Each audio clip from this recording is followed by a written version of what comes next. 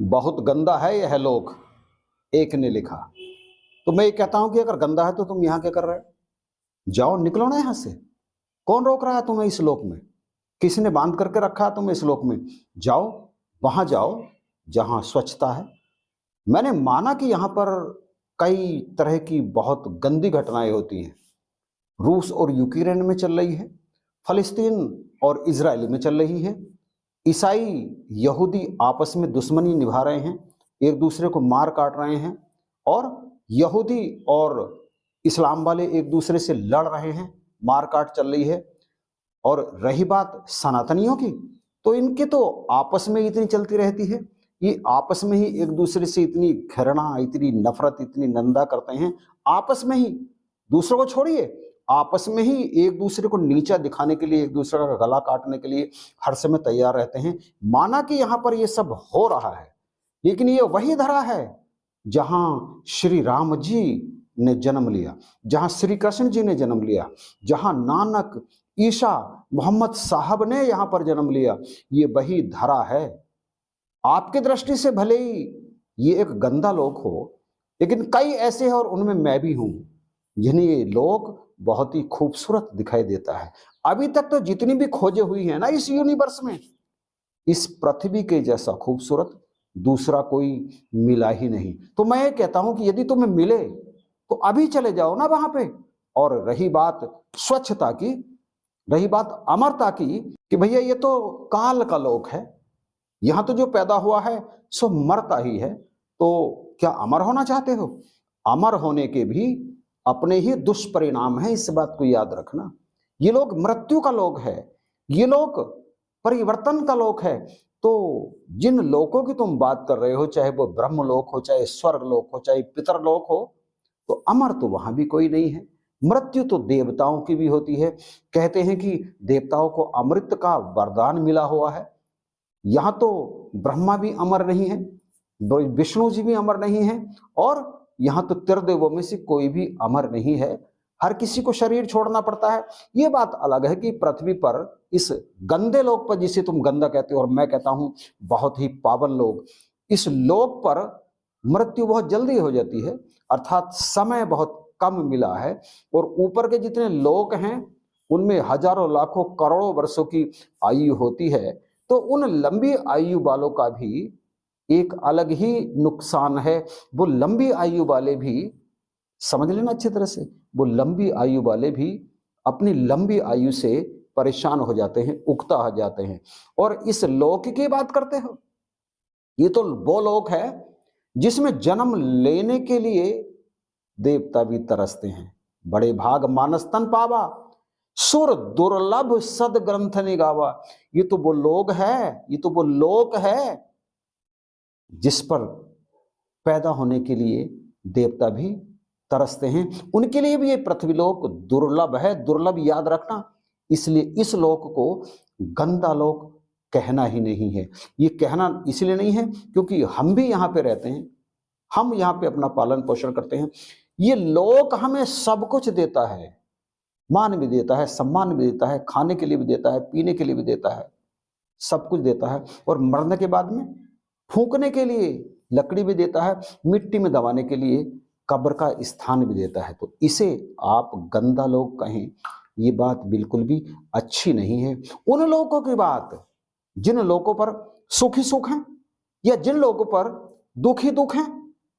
और यहां पर दोनों है। कर्म करने की स्वतंत्रता है यहां पर, वहां कर्म करने की कोई स्वतंत्रता ही नहीं है।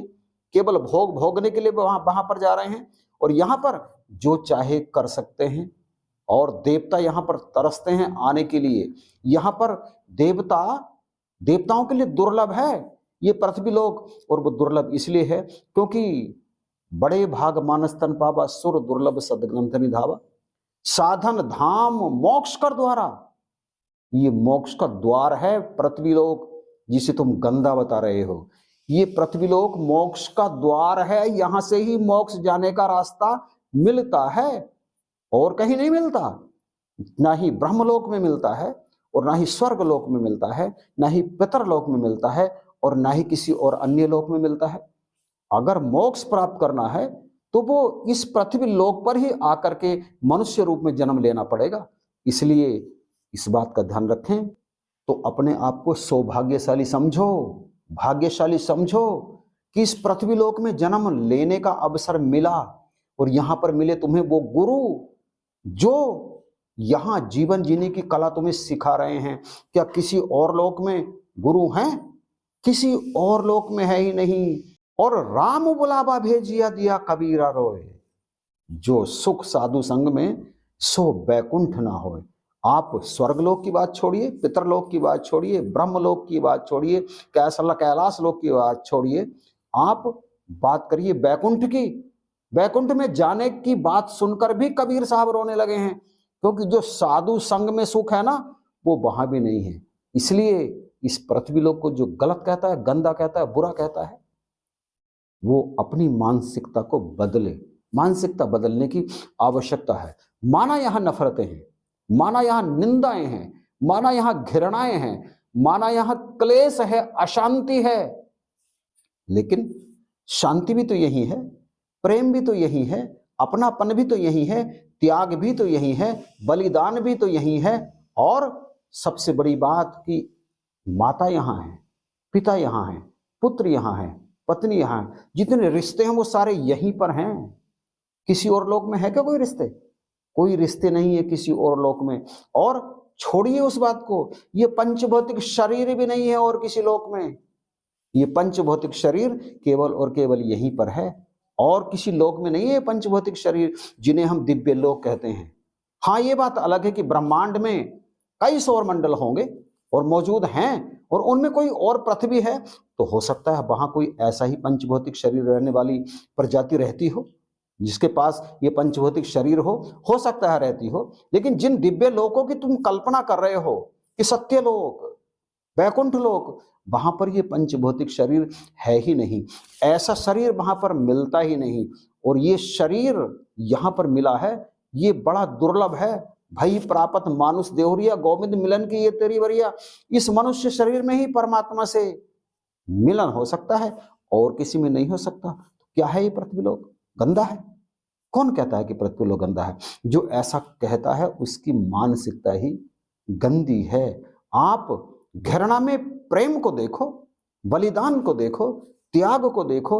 आप नफरतों को एक तरफ हटाओ, प्रेम का जहां बसाओ, तो पता चलेगा कि पृथ्वी लोक कितना खूबसूरत है। अलग अलग नजरियों से यहां पर ठीक बात है कि कोई भूमि का प्यासा है, एक दूसरे की जमीन हड़पने के लिए हत्याएं की जा रही हैं, हमले किए जा रहे हैं, एक दूसरे को दबाने के लिए, एक दूसरे को फंसाने के लिए चालें चली जा रही हैं। लेकिन वो काम सभी तो नहीं कर रहे। कुछ तो यहाँ पर उस मोक्ष सुख का आनंद भी अनुभव कर रहे हैं, भोग रहे हैं, जो वैकुंठ में भी नहीं है, कहीं भी नहीं है। तो ऐसे में इस पृथ्वी लोक को दोष देना गलत है। मैं कहता हूं गलत है। गलती कहाँ है? गलती उस इंसान की है जिसे परमात्मा ने दुर्लभ मनुष्य देह दी। इस देह को प्राप्त करने के उपरांत भी वो राक्षसों वाले कार्य कर रहा है। इस देह को प्राप्त करने के उपरांत भी वो मनुष्यता के कार्य नहीं कर रहा, वो निम्न कार्य कर रहा है, नीच कार्य कर रहा है। मानव जिस दिन मानव बन जाता है, उस दिन सब कुछ बदल जाता है। इसीलिए तो कहते हैं कि कुछ भी बनो मुबारक है, पर पहले इंसान बनो। यदि इंसान के अंदर से इंसानियत ही गायब हो जाती है, तो फिर वो इंसानियत के कार्य कर ही नहीं सकता है। उनके लिए ये लोक गंदगी से भरा है, ये लोक गंदा है, और ऐसे लोग इस धरती पर वास्तव में बोझ हैं। उन्हें इस धरती पर नहीं होना चाहिए। लेकिन जो साधु हैं, जो संत हैं, जो महात्मा हैं, उनके लिए पृथ्वी लोक जन्नत से भी बड़ा है, स्वर्ग से भी बड़ा है, वैकुंठ से भी ऊंचा है। मैं कहता हूं कि मनुष्य बनकर अपना नजरिया बदलना बहुत जरूरी है।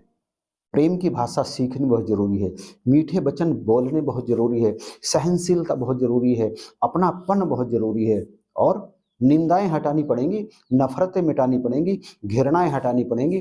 तब ये पृथ्वी लोक बहुत खूबसूरत लगेगा, जैसे कि मुझे लगता है। क्या आपको नहीं लगता? आपको लगता तो आप ये बात कहते ही नहीं। अपने नजरिए को बदलो और इस पृथ्वी लोक पर इस मनुष्य जीवन का आनंद उठाओ।